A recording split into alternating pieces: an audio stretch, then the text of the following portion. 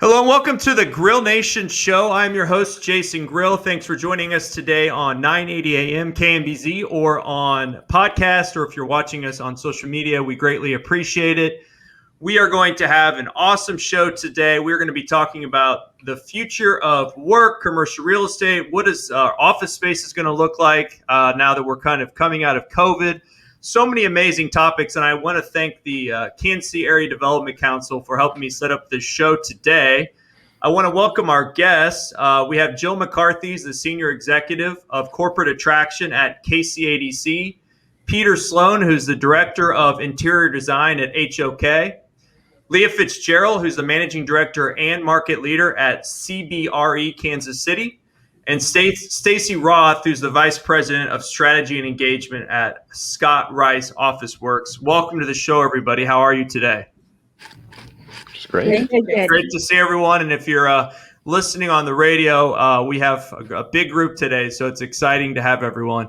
I want to start with Jill from KCADC. Jill, kind of give us a background about what Kansas City Area Development Council does, and what have you guys been up to of late? Sure. Thank you, Jason. So the Kansas City Area Development Council is an agency. It's a not-for-profit that has been around for 45 years. We were one of the first regional economic development agencies across the country. And our focus is really on new business attraction and talent attraction. And so we cover the entire region on both sides of the state line. We cover 18 counties and more than 50 cities. So if you're standing downtown in Kansas City, Missouri, I'd say we go out an hour and a half in any given direction. And then when it comes to certain sectors, our reach goes a little bit further. In animal health, we pick up centers of excellence around K-State, Mizzou, Emporia State, and Northwest Missouri State. But we're also more regional across multiple state lines in animal health. When it comes to national security and mission critical work that is federal work, we work on behalf of the National Security Crossroads on both entire states, so all of Kansas and all of Missouri. And so, we have a lot of great sectors that match in Kansas City, and we try to amplify those. So that's a short story. That's a great background. Thank you so much, Jill. I want to bring on our guests because I've never had any of you on the show before, and I really appreciate all that you do for our city and obviously connecting with KCADC to help put the show together on the future of work. Let's start with Leah Fitzgerald from CBRE. Tell us about yourself and your background. Sure. Well, thank you, Jason, for having me on, and excited to start the conversation. I am about 30 days in at CBRE, so still kind of getting my feet under me here, but excited to lead this office and excited about where the direction of Kansas City is going, and particularly about this about office. And as far as my background, I started in commercial real estate over 25 years ago and have had kind of a different career path. I've done construction management, project management, and have done a stint at corporate real estate, and most recently with Van Trust Real Estate on the development side. So excited to bring all of the different facets of that together and see where we can take CBRE. Yeah, you've been in this industry for a while. I was reading your bio today. It's pretty impressive. So congrats, Leah, on all your success in the commercial real estate world for all these years. It's very great. Great to have you on today.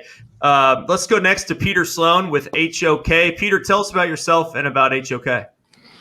Well, it's not unlike Leah. I've been in this industry in a variety of facets over the years. So I've been, sort of in Kansas City for going a little over 30 years, and ever since for that time, I've been deeply involved in both the corporate real estate market and the architecture market in general. I'm both an architect and an interior designer. So, and in this market particularly, you've got to be pretty flexible because we've got to be pretty adaptable and moving across the board. And over that time, I've been blessed with working a lot of some great corporate clients and worked on some wonderful projects. And in the history of, I'm in the sort of an HOK, we've actually been a namesake here in Kansas City for the last 5 years, but our particular office that was joined HOK has been here for over 30 odd years. So we've got a long legacy of working in the city and a great passion. And so me personally, I really love the opportunity of impacting the built environment to really help people. And that's what sort of drives not only me personally, but our company. HOK in general is a global company. We've got about 25 offices globally. And so what's been a great advantage for us here in Kansas City is we're able to leverage those global resources and bring that intelligence to not only our practice, but to help all of our clients. And again, we cover all the gamuts of design, everything from architecture, interior design, to planning, to various forms of engineering, to a variety of markets, everything from sports to science and technology and healthcare and workplace, though, is my personal focus. That's great to hear. Obviously, I knew you for a lot of those things that you mentioned, some of the work that you've done, but I'm really interested to talk about kind of the workplace focus today on the show. And finally, our last guest in the show today is Stacy Roth with Scott Rice Office Works. Stacy, how are you? Tell us about your background, yourself, what you do, and about your company. All right. Thanks, Jason. I'm excited to be here today, excited to be part of this conversation. Scott Rice Office Works, our organization and our sister company in Color Art, we service Missouri and Kansas, and we have a collective of organizations that really help bring the interior of the building envelope to life, whether it's through furniture planning and creation, construction, all of those different things we pull into one envelope really to try to make our clients' lives easier.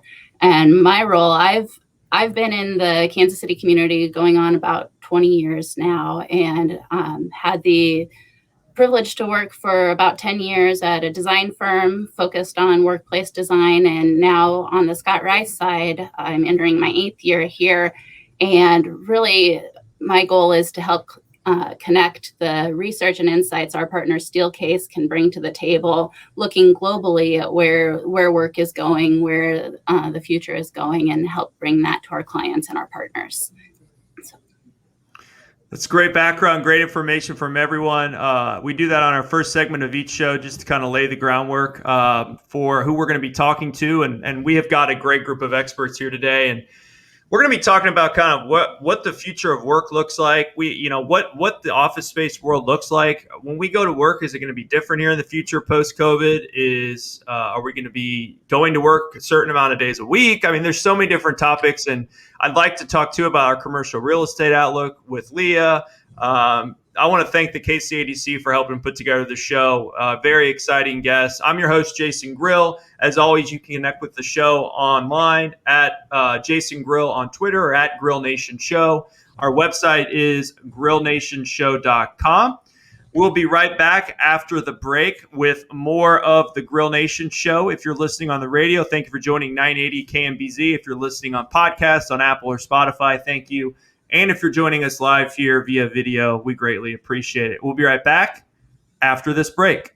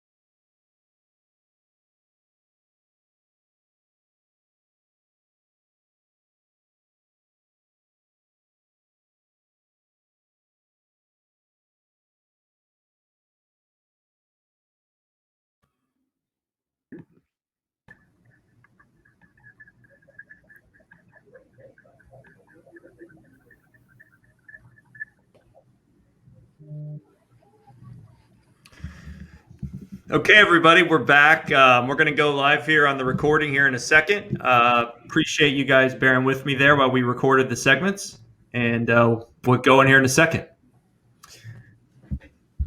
This segment is 11 minutes and 40 seconds. Okay. In 3, 2, 1. Hello and welcome back to the Grill Nation show with Jason Grill. I am your host, Jason Grill. Thanks for listening on 980 AM KMBZ or on our podcasts on Apple or Spotify or at our website, grillnationshow.com. I want to thank the Kansas City Area Development Council. Their website is thinkkc.com. Go check them out there. They're also online at kc.org. Two great websites, great contributor to the show. They join us quarterly. Today, we're talking about commercial real estate, the future of work, the future of office space. And again, we're joined by Jill McCarthy from KCADC, Peter Sloan from HOK, Leah Fitzgerald from CBRE, and Stacy Roth from Scott Rice Office Works. Welcome back, everyone. Let's get right into it. Let's start with Leah. Leah, I want to know kind of what commercial real estate looks like right now in our region in the Kansas City area. Yeah, well, I think that, Kansas City is experiencing really strong growth metrics, and Jill can probably speak to this better than anyone, which this is not a new trend, right? I mean, we knew that the trends have been showing us for the last several years and probably the last decade that according to US Census data, that people are migrating from the larger cities to the smaller secondary and tertiary markets. And so Kansas City and the work that KCADC is doing is helping to make sure that Kansas City is on the map as one of the choices that these companies are looking at when they're considering a secondary market or perhaps a second headquarters. And we are starting to see that. That's awesome. Jill, let's go to you. She mentioned you in her comments. Can you pick up there? Absolutely. And, we've always been a steady growth community, but at the same time, we're seeing a lot of influx, not only just remote workers, but as Leah mentioned, there's a lot of anxiety in some of the larger markets, and we're a right size fit for a lot of people. So it's been great. 2020 was actually a banner year for the region when it comes to new business attraction. So it kind of has evolved, and you said in 2020 we actually have evolved, you think, and grown? Yes, absolutely. Now in 2020 we did not see a lot of office market. We saw mostly e-commerce, food and beverage, plastics manufacturing. We really saw a lot of distribution. You think about the way you do things, and it was about moving product to people and that last mile. And really, Chris likes to say, Chris Gutierrez at Smartport, that it's about the omni-channel. It's about every single aspect of moving a product and marketing a product coming together. And that's something we do very well. But we're starting to see really a lot more IT, more office, more insurance, more finance work in Kansas City. And we're going to have a great 2021. I love that. Thank you, guys. Hey, hold on one second. We're going to have to stand by producer drop for some reason. I'll be right back.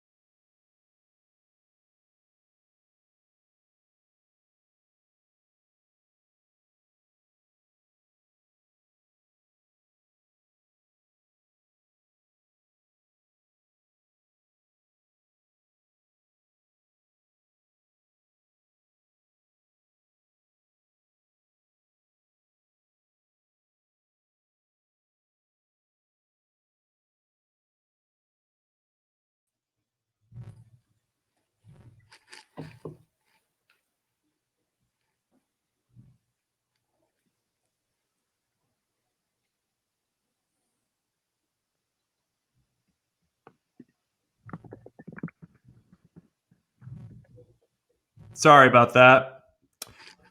We have our producer back. We're ready to roll. We're going to start again from segment 2. Okay. In 3, 2, 1. Hello, welcome back to the Grill Nation Show. I'm your host, Jason Grill. Thanks for joining us on KMBZ 980 AM, or if you're listening via podcast, we greatly appreciate it. Or if you're joining us today online, thank you for bearing with us through some technical issues. We are back on the show again with Peter Sloan, Leah Fitzgerald, Stacy Roth, and Jill McCarthy. I want to thank the Kansas City Area Development Council, thinkkc.com, for helping to organize this show on the future of work, a commercial real estate office update. Very excited to have us back here now. I want to start with Leah. Leah, I'm going to pull you off mute here. You are in the commercial real estate world. Let's start with you. What does the current market look like in the region throughout Kansas City? Sure, Jason. Well, thank you for having me. What I look at is the strong growth metrics that we've experienced here in the Kansas City region. And I think the U.S. Census data has been showing us for years. This isn't something new. I think COVID has maybe accelerated this in our minds, but we're seeing a lot of migration from the coasts to the smaller secondary and third tier cities, which Jill can probably speak to this better than anyone. But we're seeing a lot of that happen, and certainly COVID has accelerated that. Yeah, Jill, let's start there with you. Thank you, Leah. Tell us about that migration. Absolutely. And so, what we're seeing is really an in-migration of companies as well as talent.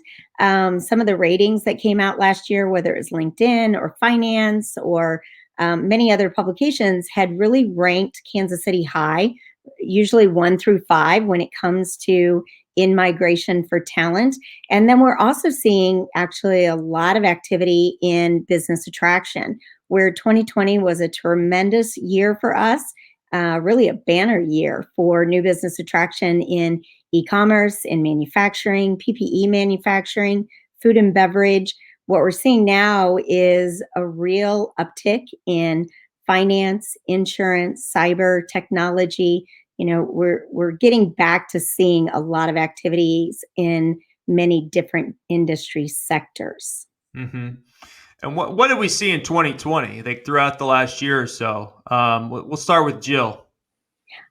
For us, really, the office sector took a big breath and said, I don't know what we're going to do. So all of our office projects pretty well stalled. And I don't know, there's a magic switch that happened on the 1st of January, and they've all come screaming back in rapid fashion. But, we've always been a great distribution, transportation hub. You talk about the omni-channel, which is across all aspects of the way you move product, the way you shop for it. So whether it's brick and mortar or online or, on your phone, on the web, marketing, all of that comes together in that omni-channel. And that's something that Kansas City has shined throughout the past several years. Mm-hmm. Stacy, what are your thoughts about what's going on right now and kind of commercial real estate in general, kind of currently? It's interesting looking at it from our perspective. We see things come down, like we kind of watch the trends from where the activity is happening on the architecture and design side, and we start to see those opportunities trickle our way. But people are starting to really study what it means to come back and what their real estate needs are going to be moving forward in the future. I don't know if people are quite ready to pull the plug on shrinking real estate, but the conversations are being studied. It's really at this point, I feel like trying to get their head around where their employees' heads are at and what their employees are going to be comfortable coming back to. Are they going to need to expand to create more spaces for people to be able to connect in? Are they going to pull back on the amount of actually owned workstations and those types of things that they're investing in the future? there's still a lot of unknowns. I feel like people are weighing options on which direction they're going to take their space moving forward. Mm-hmm. Peter, what are your thoughts on that space issue? Like, I know you're into the design aspects. I'm assuming we're going to become a lot more innovative with that. Well, I think I would entirely agree. And I do think it's interesting if we reflect back on what these past, 12 plus months have challenged us. It really was obviously disruptive for everything. But I think what we really learned as a society is what we value and what priorities, and the whole idea of working at home and what value and kind of the social aspects that we ultimately had to grapple with. How does that ultimately translate to our work? And really what was already happening before all of this, which was really a blending of a diversification of work and life and all being much more integrated, was thrown into everybody's face. And so I think how this carries forward is going to have a direct impact on kind of the real estate factor, because I think what we've learned and what we valued is how this all can be integrated, and that lets us pivot from work to play to kind of to family in one fell swoop, and the speed. And before we were, we treated it as very much a bucket of things. And then home and work was just a bucket of things. But now it's messy beyond belief.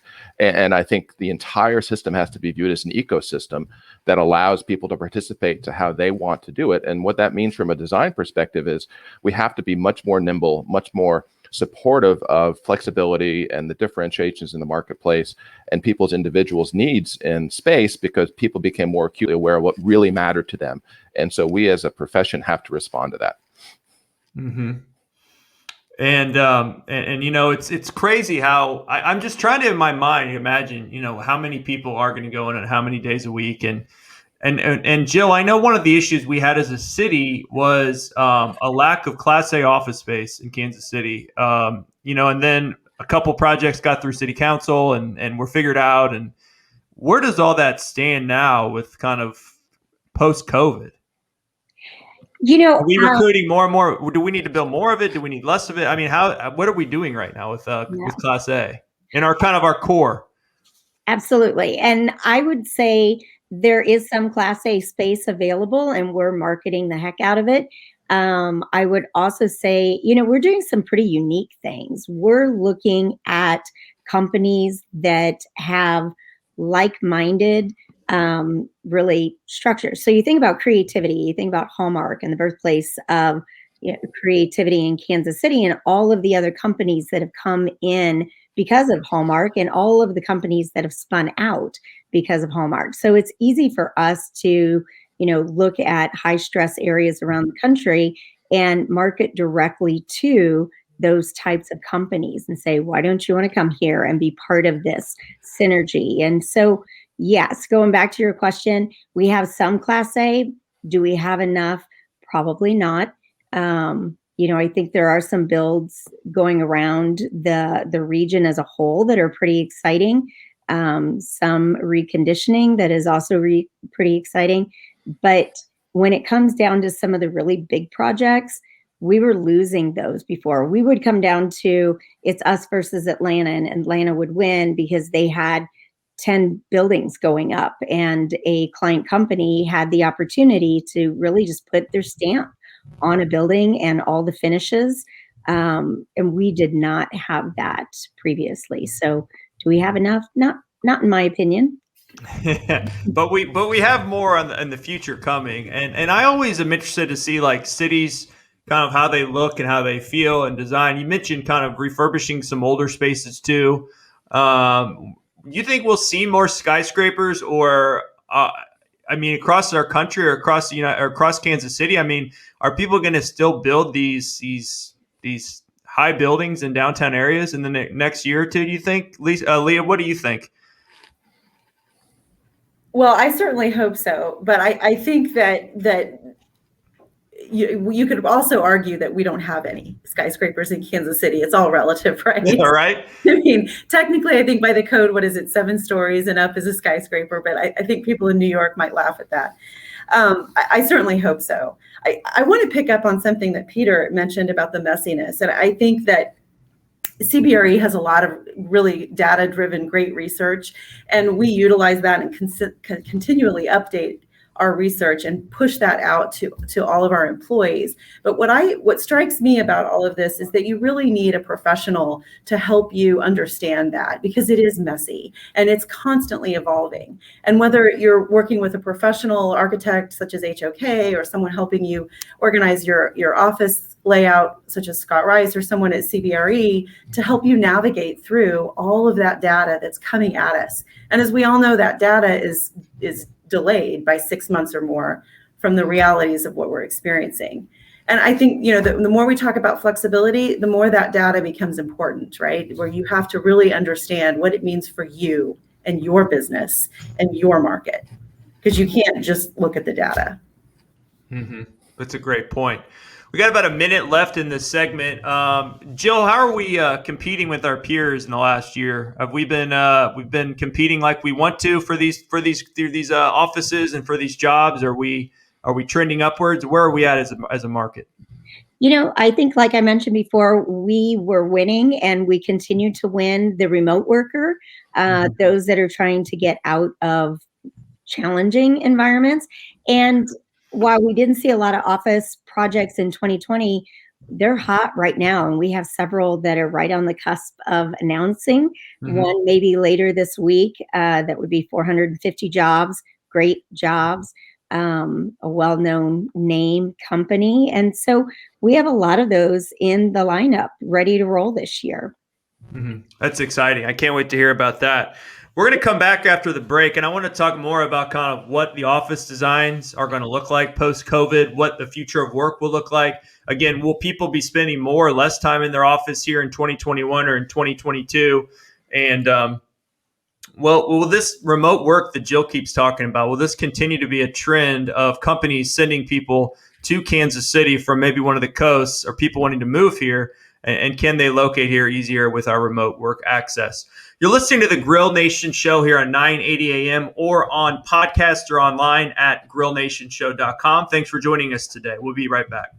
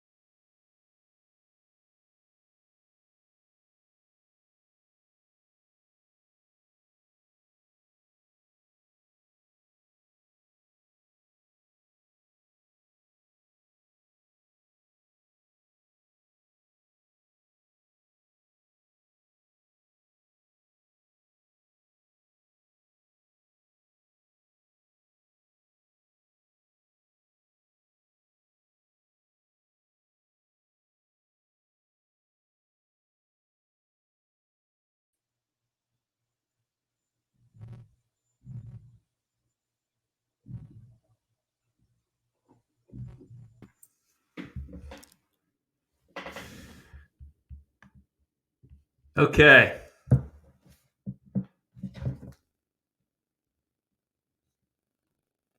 And 3, 2.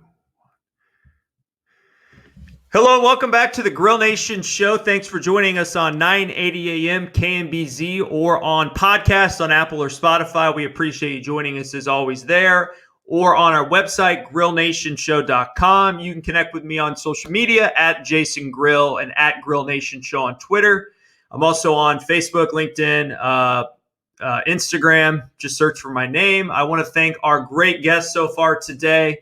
The KCADC has put together a fabulous lineup for us today. We are again joined by Peter Sloan from HOK, who's the Director of Interior Design, Leah Fitzgerald, the Managing Director and Market Leader for CBRE in Kansas City, Stacy Roth, who's the VP of Strategy and Engagement at Scott Rice Officeworks, and again, Jill McCarthy, a Senior Executive of Corporate Attraction at the Kansas City Area Development Council. Their website is thinkkc.com. Really appreciate them helping us each and every quarter with a great show. And today we're talking about the future of work and commercial real estate. I want to start there, and I want to really kind of hone in on some, things that the listener can really kind of grab onto, or things that they're going to start seeing in office spaces throughout our region. Let's start there with Stacy. I want to bring Stacy Roth in again from Scott Rice Officeworks. Stacy, what are we seeing more of in office spaces? I'm assuming not most people, a higher percentage of people are back in their offices now. What changes have been made? What trends are we seeing? What do you expect to see here moving forward? Well, what we're really seeing a push for in office spaces as people are coming back is just the need for flexibility. There's still so many unknowns with how many people are going to get vaccinated, how many people are really going to be comfortable fully coming back to the office. So giving people that flexibility about how they're going to utilize the space is what people are really looking for. And we've seen kind of this swap in how space is utilized currently. It's almost like enclosed collaborative spaces have become the spaces for individuals to utilize, and the more open office space is where teams can come to get together and collect. So that swap of how you use space and how teams can feel comfortable navigating that space is one of the biggest changes we're seeing in planning at this point in time. Mm-hmm. Are we going to keep seeing kind of, and we'll go to Peter here, everyone was kind of into that trend of having like open workspaces and, like not like your typical kitchen in the office anymore. You've got kind of a cool like area to meet up with people. You have like, booths set up. You have little rooms where you can do phone calls. I mean, it's just like, it seems to me it was pretty innovative. Are we going to still see those open spaces, or is it really going to change with kind of the design of offices now? I think we'll see those plus many more. I think that trend was really about supporting choice. And I think the workplace once upon a time was about one size fits all. And it was sort of putting, regardless of your shape, into a square hole. And I think what the evolution has gone is about creating diversity of choice and understanding individuals' ability of taking information, how they share their work styles, whether extroverts or introverts, how they work collaboratively. And the work environment was really to support those various functions, both at a team level and individual level. And what we further learned through this whole pandemic is that choice is really more important than everybody realized. And our choices have expanded from not just the office, but now to our home and some places in between, and what areas like third places like coffee bars and things of that nature all look like. I think the choices are going to be even more rampant. And so what that means to the office is, how do we continue to support that? But we have to also be much more intentional at its purpose, and recognizing that we're going to further offload some activities that maybe were exclusively in the office that are going to be now more intentional. Just like Stacy was talking about, we see collaboration in the office as being the real gathering spot. Things like transactional efforts probably are going to be offloaded to maybe more focus time and individual and supported from a work from home, opportunity if companies are interested in that. And really the office is going to be a destination for supporting culture, getting people together, and its role is going to be heightened from what it was already doing. And it's going to be more focused on the types of spaces, which are all those things you talked about, Jason, which are, booth seating, some of those elements, and flexibility, because some people like being together, some people want to be apart, and it changes during the day. It's not like one size fits all on a day-to-day, hour-to-hour basis for each of us all. Mm-hmm. Yeah, I'm curious too about like boardrooms and whatnot, right? Because that's the one thing I think during COVID and I've worked from home, that you do kind of miss a little bit, like having that ability to convene, a group of 10 or 15 people in one room to, really work together. That's something that I think is missing or has been missing in my own mind. And really in office, really, you need that. You need some workspaces. I mean, it seems to be it's going to be even more simplified than maybe we're used to. So that's a really good point, Peter. I want to head over to Jill here. Jill, you have site consultants in all the time in Kansas City. You have to sell Kansas City to them. You have to tell them about the assets we have. What are you hearing from the people that are visiting here? And maybe you've had some in, I guess, virtually here in the last few weeks.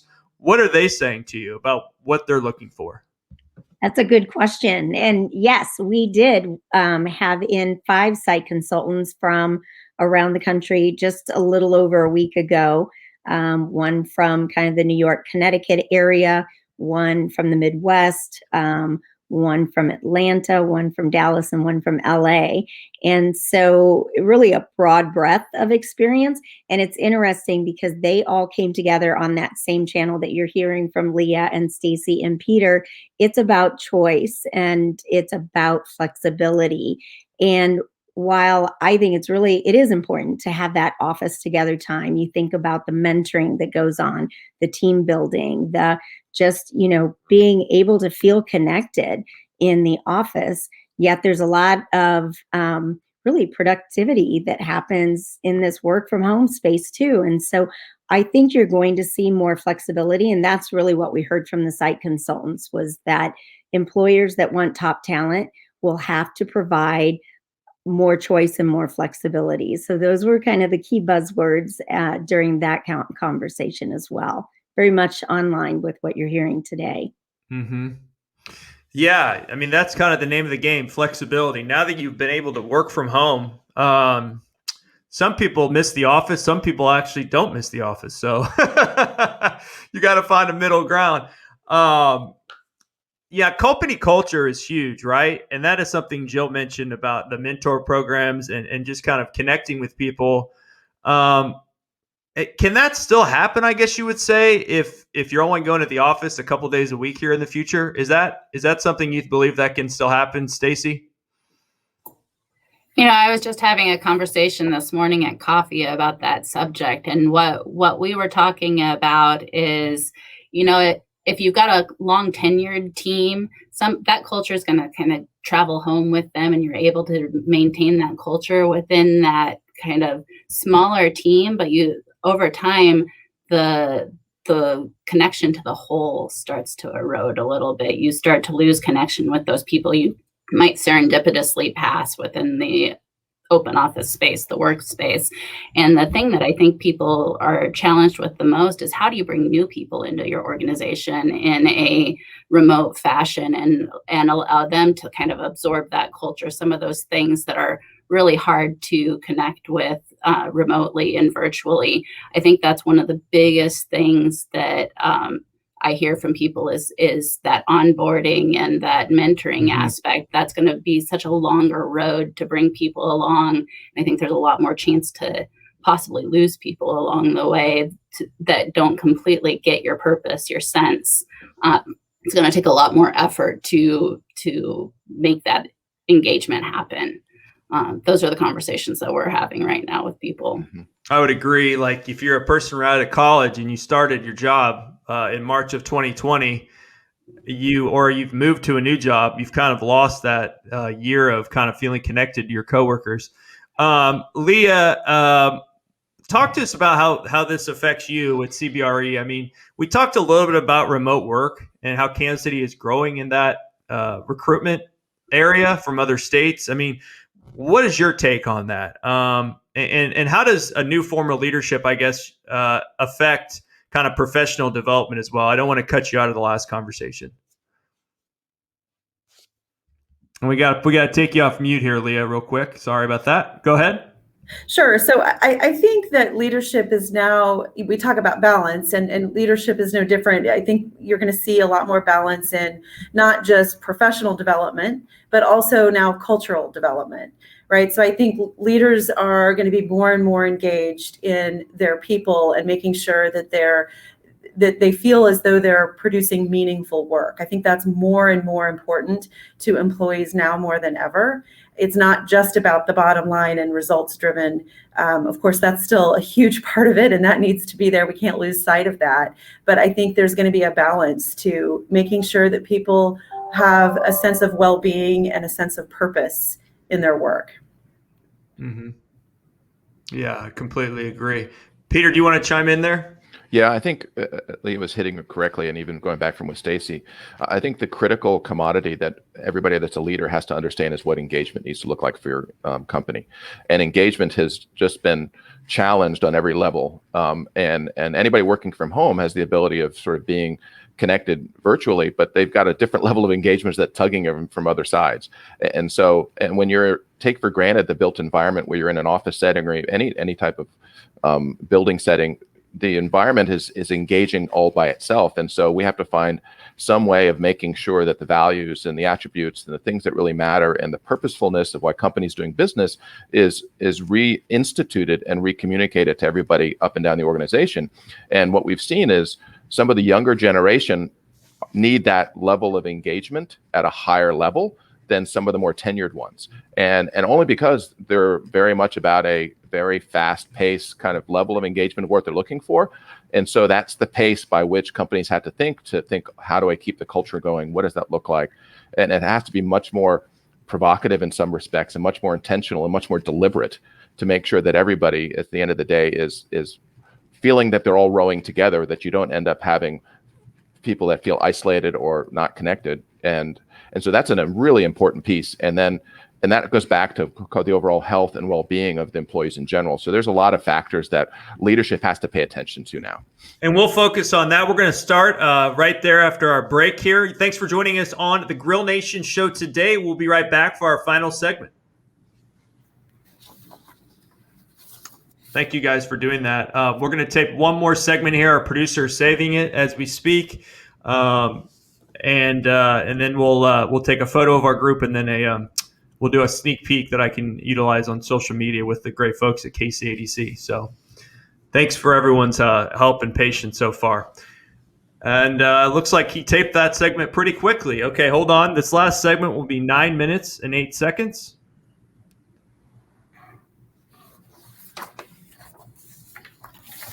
Okay, and 3, 2, 1. Hello and welcome back to the Grill Nation show here on KMBZ 980 AM or on Apple or Spotify via podcast or on our website, grillnationshow.com. I want to thank those who have watched us as well on social media today. Again, I'm joined by Jill McCarthy from KCADC, Leah Fitzgerald from CBRE, Peter Sloan of HOK, and Stacy Roth from Scott Rice Officeworks. I am your host, Jason Grill. This is our final segment of the day. It's called Our Best for Last, and I want to start with Leah here. Leah, what is one thing you really would like to see in office spaces moving forward? Wow, I would say I would like to see technology become integrated in a meaningful and thoughtful way so that when you come into the office from your home office, you can plug your laptop in and not have to call IT. Wouldn't that be nice? One thing we have learned is the importance of Wi-Fi and Ethernet cables to our lives the last year. So I agree with you on that one. Anyone else want to add on to that? Anything they want to see in the office space moving forward? If there's one thing they could really like to see happen, Peter? Well, I think the part that I think we need to not lose sight that I view is we have to make sure it's a place of joy and a place of enlightenment. Because if we don't, nobody's coming back to the office, right? and so we discovered that, and that became really important to each one of us personally over this last 12 months or so. And we have to realize that the office has a role in terms of how we get motivated, what it look like, how we want to contribute to the world, and making sure that environment supports us personally, but also aspirationally in terms of what we want to do. Mm-hmm. Yeah, you mentioned joy. I was curious about, what office features will employees or employers love moving forward? Is there one thing maybe that you will love that you haven't seen yet? Anyone have anything? Stacy, do you have anything that maybe will bring joy? I think people bring joy to people right now. Just seeing others' faces. That's what we've noticed more than anything getting back into the office is it's just reconnecting with people, that personal connection with a physical human being is really nice. Yeah, and it doesn't help that it's springtime now. So, right. Well, you actually want to get out of your house now. Yeah, on that note, I do see outdoor spaces and the development of outdoor spaces that can be used for that communal setting, even to support work. We see more and more of that developing as a place at the workplace as a beneficial part of the office. Mm-hmm. Hey, Jill, I have a quick one for you. Where do you kind of see our region going in the next 5 years in the commercial real estate space? Do you see kind of cooperation? I know you guys work on both sides of the state line in many counties. Where do you see kind of this office space moving? I know we've kind of ended the border war for all intents and purposes. I mean, I'm sure there'll be some issues here moving forward, but it sounds like the community is really designed to grow as one community in this space. Yes, and I think we're all about new business attraction, and so we never did work in anyone moving from one place in the metro to another place. But I think what you'll see too is that we've learned a lot, and in the last year, even before COVID, we had projects that we had a lot of virtual site visits. A Place for Mom, which located here a year ago, they were only in town one time. We had 4 site visits with them that were 100% virtual with their C-level executive team. And many of the site visits that we've had over the past, 14, 15 months have been predominantly virtual. And I think components of that will carry forward and it makes us more efficient. And I think that the fact that we have the bandwidth, we have the telecom, we have the resiliency in Kansas City sets us up for success moving forward and being able to utilize some of those tools to make it easier. I mean, it's all about making it easy for the client to make a decision, right? And people want to work with people that they know and like. And so being able to connect, even if it is virtually, but we'll be back on the road again. I mean, we're not going to be 100% virtual. We're all looking forward to being back with people again, but we've learned lessons that we can take with us and I think accelerate what we've done in the past. Mm-hmm. Yeah, that's a great new technology, right? For any industry with being able to do a site visit remotely. I mean, I know it's huge in the multifamily industry and housing industry with actually showing someone a unit before they actually have to show up there. So I think that is a trend. I like that as far as, especially since we're in the middle of the country, I think it'll actually probably increase the corporate recruitment process for us if we can't travel somewhere fast. What is one of your guys' favorite buildings in town? I'm curious, as people that work in design, office, architecture, real estate, what is somewhere in Kansas City that you think is just a really cool architectural or building or office space that you'd like to highlight? Let's start with Stacy on the bottom. One that I've always been really curious at what it could be again someday is the Imperial Brewing Building off of the interstate. My developer hat I like to put on always wonders what that building could be in another life. I don't know if it's too far gone, but I always think about that one. But I do love the Nelson and the Block building. That's just both inside and out. It's a great place to be in, a gem in Kansas City. Mm-hmm. Man, Stacy, you stole my thunder. Yeah, you were going to say the Imperial Brewery building too. I was. Yeah, it's again. I look at these, where is this again? Can we? It's on Southwest Boulevard, and it's Right this by incredible. It looks like this old, just desolate castle that's in there, and those. I've always been attracted to those kind of historic, kind of industrial-looking buildings, and so that's one of those ones that's pretty great. And I was going to chime in with the Nelson too, just because it's a gathering spot and what it looks like. And I think what that's meant to the community, and particularly when they've had the, kind of the block party type events in there and become culturally significant. And it's just for my family in particular, I've got an artist as a wife and various things. It's actually part of the reason why we moved to Kansas City from the East Coast. So, and so it's a big deal and we love it. I forgot to ask you guys that. You're all from other places, or did you grow up here? I never got to that question, but yeah, I grew up in New Jersey and lived in Boston, where I met my wife, and we moved here in '89. So and we moved here because of the diversity of options of everything that Jill and everybody has been talking about, but because of the ease of access, which is what are the two attributes that Kansas City now is shining even more. People have discovered it, and for us, it was really the arts community and the design community that was really important. And so for us, it's been a great choice. That's awesome. Leah and Jill, we'll finish with Jill. Leah, you go ahead. Any buildings you really like or office spaces? Yeah. So Jason, I liken this question to asking me which one of my kids is my favorite. Right. You have a lot of kids, I guess, now, right? With all these buildings you guys work with.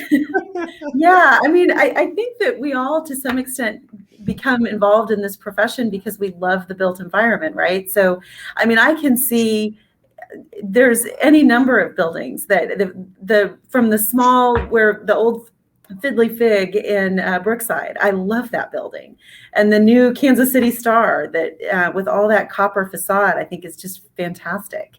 And the BMA building, both the original one and the one that SOM did. I mean, I could go on and on. It would be impossible for me to pick a favorite. Right. Yeah, you have a lot of choices, so that's awesome. Thanks for that answer. And then finish off the show with Jill. What do you point to? What are your kind of your gems? So I would say, I agree with everybody. I'm a huge arts fan. It was one of the reasons why we moved to Kansas City, is the strength of the arts here.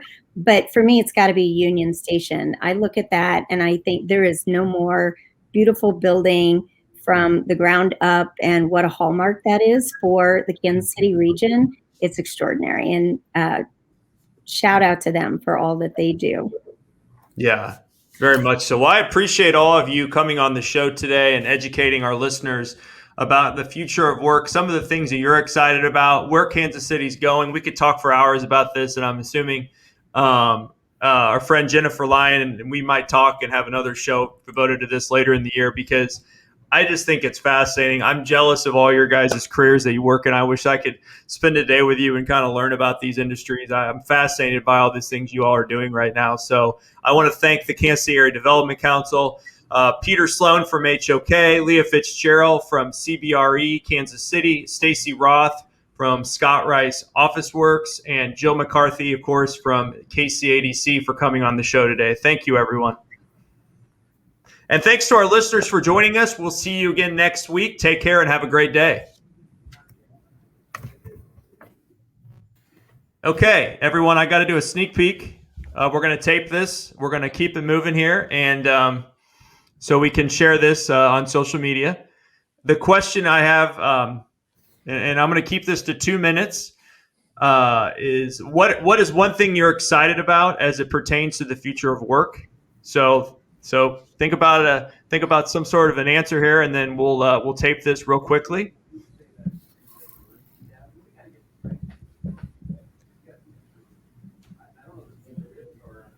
Okay, and this will be shared on camera. So we'll go here in 3, 2, 1. Hello, it's Jason Grill with the Grill Nation Show. Thank you for joining us on this one question sneak peek. We have a packed show this week about the future of work and the commercial real estate world. I have one question for you here. What is one thing you are excited about as it pertains to the future of work? I want to start with Leah Fitzgerald from CBRE. Thanks, Jason. I think I'm the most excited about where we're headed with the convergence of design and flexibility and wellness and all of these great things that we've talked about today and that are being talked about throughout the country right now. I think that this is going to translate into some really great office space. And we're talking about all kinds of details that we've never really focused on before. And I think that's going to bode well for our industry. Great answer. How about you, Jill? Thank you, Jason. I'd say for me, it's really about getting back with everyone that we love and want to work with. But it's also about cultural development, and it's about having meaning in the work that you do and making a difference. Peter Sloan from HOK. Thanks, Jason. To me, I think the most optimistic thing about work is its integration to humanity and what we do on a day-to-day basis, and coming to to full terms with that, how really integrated we all are, and that achieving this balance and the idea that work and life can be far more balanced to support each of our individualities is a really exciting thing. And it's going to involve everything from wellness to technology to kind of spatial utilization, as well as just creating beauty at a different level that we all can be enriched by it all. And finally, Stacy Roth with Scott Rice Office Works. I look forward to how the office becomes a destination. I mean, we've really proven through all of this that work can happen anywhere. So how do we make the workplace a place that people want to be, and a place where they can come together and really thrive together for their organization? Great answers. We're going to have a fascinating Grill Nation show this week. Thanks for watching this one question sneak peek. We're talking all about the future of work and the commercial real estate market and what your office space is going to look like moving forward. Thanks for joining us. Okay, I'm going to take a photo of us real quick, everybody. Thank you for bearing with us. Okay, hold on one second. And you're all on my screen now. And in 3, 2, 1. And then let me think one more, because Jennifer just sent us a message that popped up in the picture. And 3, 2, 1. Seriously, though, I appreciate everyone's help today, and this was an awesome show, and I appreciate your preparation, and I'm really excited to promote it and obviously to connect with everyone here. So thank you for your time. Yes, thank you. This was fun. Yeah, it was Thanks, great everybody. fun. Have a great day, and enjoy the weather. All Good right, deal. thank you. These are always easy when you do it with a group of friends. So thanks for doing this, yes. Jason. Thank you, Peter. That's Take care. Thank you.